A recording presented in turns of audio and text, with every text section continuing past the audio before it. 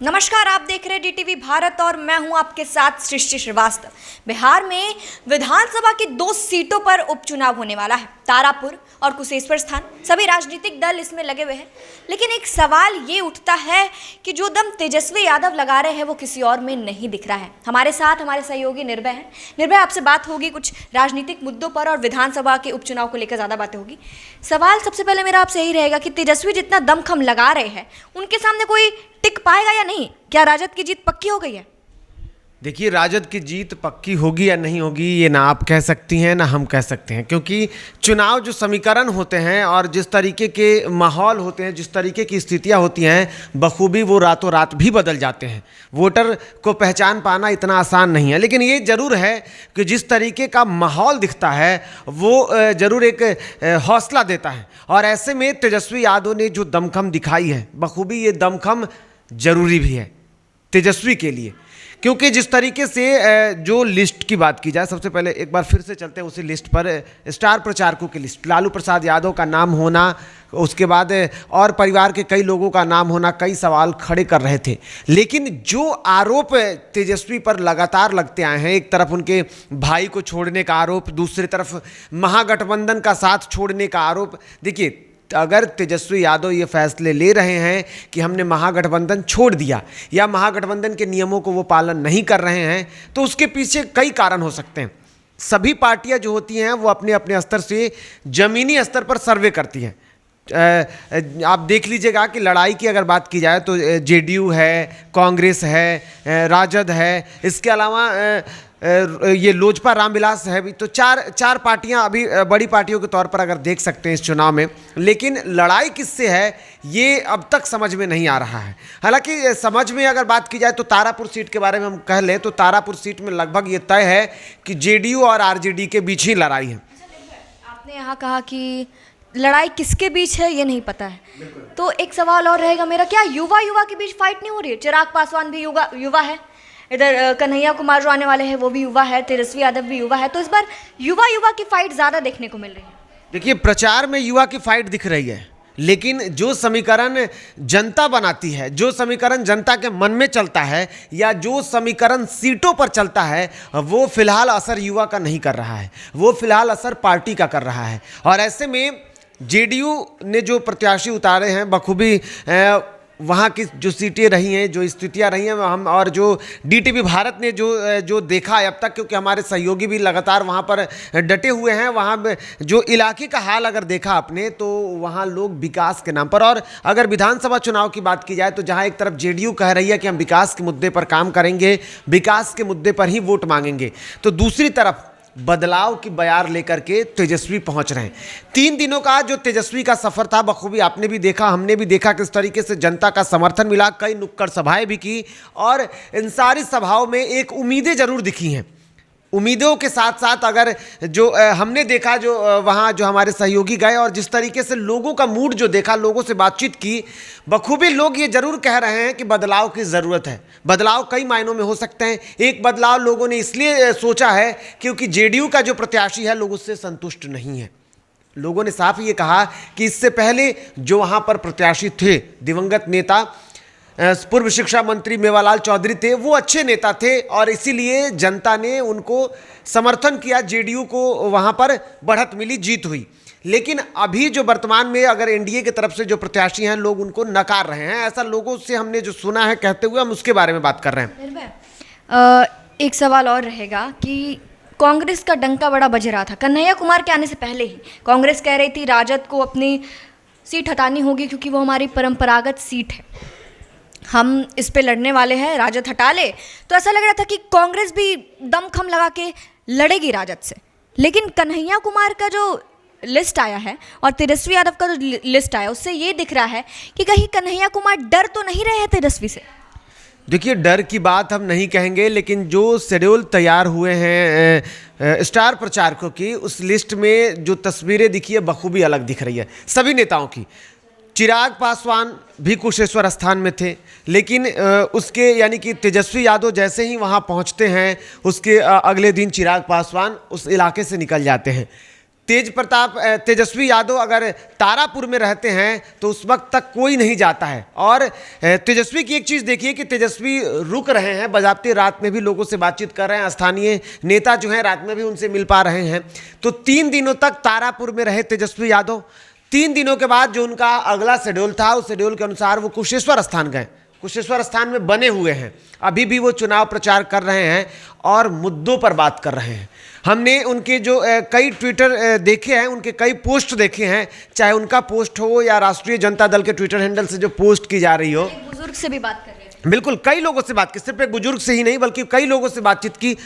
सड़क मार्ग से वो यात्रा कर रहे हैं, किस तरीके से वहाँ पर हालात रहे हैं। मुख्यमंत्री नीतीश कुमार पर सीधे तौर पर हमले कर रहे हैं।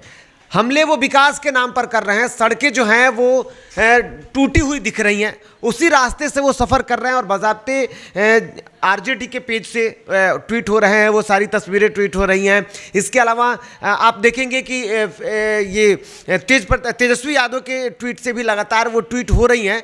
तो ऐसे में अब ये समझने वाली बात होगी कि विकास के मुद्दे को वो दिखा रहे हैं। जहाँ एक तरफ जेडीयू अगर ये कह रही है कि हम विकास के मुद्दे पर लड़ाई लड़ रहे हैं, उसी अनुसार वोट मांग रहे हैं, तो बखूबी तेजस्वी यादव ये समझने लगे हैं कि अब जनता को कैसे बातचीत कर सकते हैं और जनता को कैसे समझ सकते हैं, जनता के मुद्दे को कैसे पकड़ सकते हैं। वो मुद्दों को पकड़ने की वो बात कर रहे हैं। रास्ते से गुजर रहे हैं, उनके सामने जो लोग भी आ रहे हैं बजाबते उनसे रुक के बातचीत कर रहे हैं। आपने तस्वीरें देखी, पिछले दिनों एक तस्वीर आई थी जब वो एक बुजुर्ग व्यक्ति से बातचीत कर रहे थे।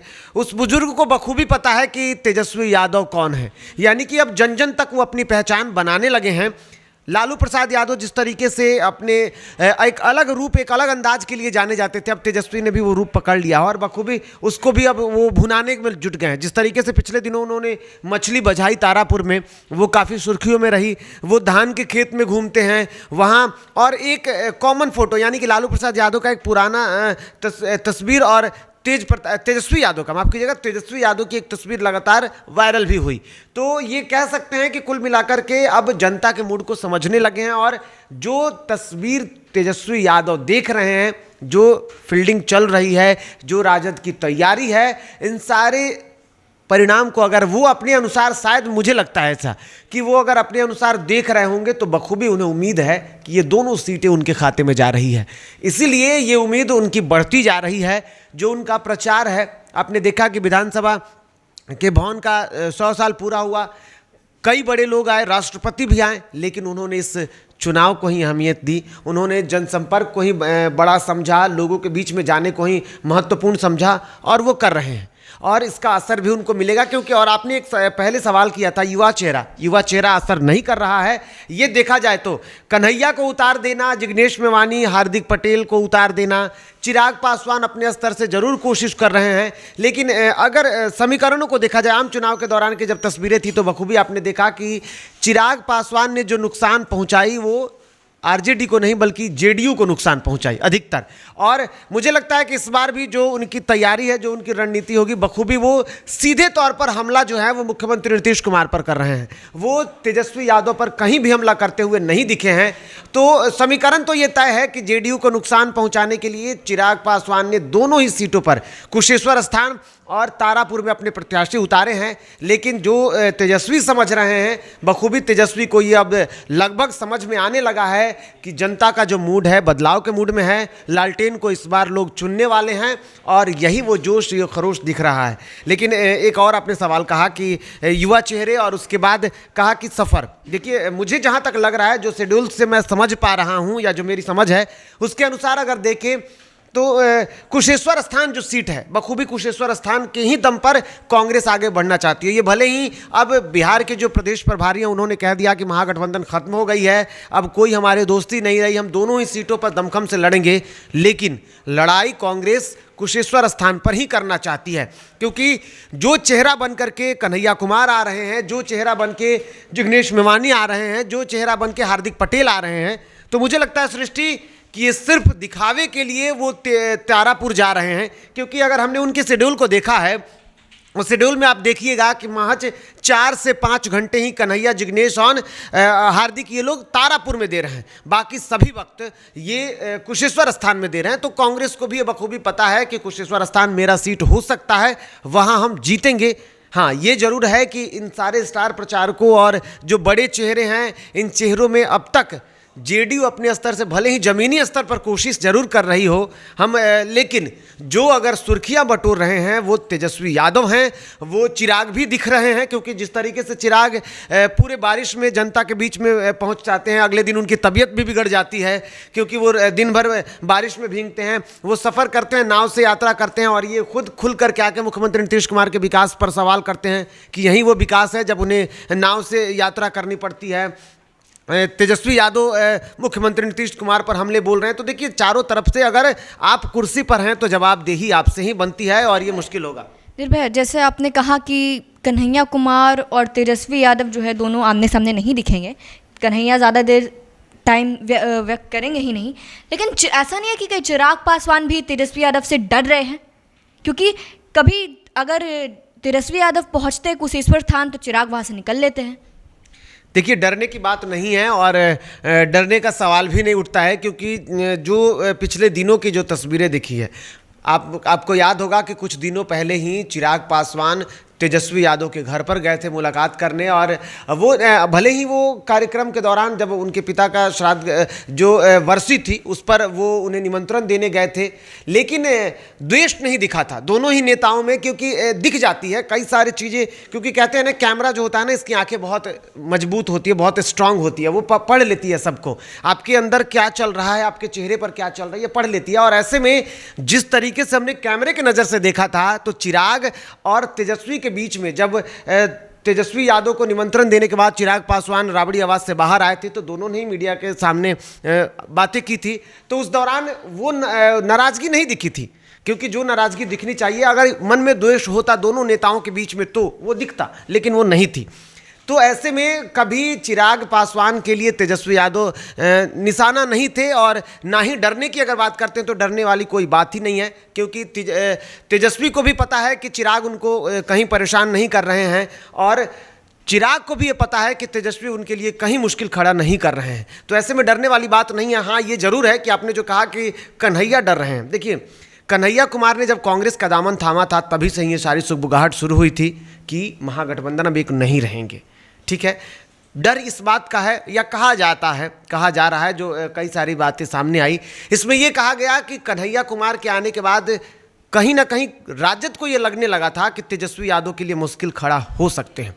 हालांकि कांग्रेस के कई बड़े नेताओं से जब हमने बातचीत की तो वो कहें कि कन्हैया राज्य की राजनीति नहीं, वो केंद्र की राजनीति करने आए हैं। लेकिन जो भी हो, ये लगने जरूर लगा था राजद को कि कन्हैया उनके लिए मुश्किल हो जाएंगे, और यही मुश्किल उनके लिए परेशानी का कारण बन सकती है। शायद इसी के वजह से, और दूसरी बात कि अगर उन्होंने अपना सर्वे कराया होगा, अगर जमीनी स्तर पर उन्होंने जानकारी जुटाई होगी, अगर राजद की बढ़त बेहतर होगी या हुई होगी उनके हिसाब से, जो उनका सर्वे होगा, तो बखूबी उसको लग गया होगा कि राजद अलग अगर लड़ लेती है तो वो जीत लेगी, और उसी जीत के दमखम के साथ, उसी ऊर्जा के साथ, उसी उम्मीद के साथ तेजस्वी अपना पूरा दमखम दिखा रहे हैं। और कहते हैं ना कि जब एक मेहनती छात्र जो होता है, आपने बरदराज की कहानी तो बखूबी पढ़ी होगी, कि जब एक मेहनती छात्र जो होता है, अगर वो मेहनत करेगा तो परिणाम उसको जरूर मिलेगा। और मुझे उम्मीद है कि इन सारे स्थितियों को देख करके, क्योंकि हम पहले से कोई प्रेडिक्शन नहीं दे रहे हैं और ना ही हम दे सकते हैं, लेकिन मेरी जहां तक समझ दिख रही है, जो जनता के मूड को हमने समझा है, जो तेजस्वी का जो सफ़र रहा है, जिस तरीके से रहा है, तारापुर में भी हमने देखी कई नुक्कड़ सभाएं उन्होंने की, वहां पर कुशेश्वर स्थान में भी लगातार वो लोगों से बातचीत कर रहे हैं। तो इन सारे उनके मेहनत के बाद, और जो जनता को हम देख रहे हैं अपनी नज़र से कि जनता का किस तरीके से उम्मीद है, हालांकि वोट बैंक में कितना तेजस्वी तब्दील कर पाते हैं, ये भी सवालों के घेरे में ही कह सकते हैं, क्योंकि जनता को रिझा पाना, जनता से जनसंपर्क करना, भीड़ जुटाना, सभाओं के दौरान, रैलियों के दौरान जब आप देखेंगे भीड़, तो बड़ी भीड़ तो होती है, लेकिन वो भीड़ अधिकतर वोट में तब्दील नहीं होती। अब ये कितना तब्दील कर पाते हैं इन सफ़र के दौरान, इन मेहनत के दौरान, तेजस्वी, ये सब है। लेकिन ये लग रहा है, जो तस्वीरें दिख रही हैं, कि अभी भी पलड़ा जो है वो तेजस्वी का भारी पड़ रहा है। जी निर्भय, और आज कन्हैया कुमार भी आ रहे हैं, तो ये देखना होगा कन्हैया कुमार के आने से और क्या हलचल मचती है सियासी गलियारों में, और आगे ये भी देखना होगा कि विधानसभा की 2 सीटों पर आखिर जीत किसकी पक्की होती है। आप देख रहे थे DTV भारत, धन्यवाद।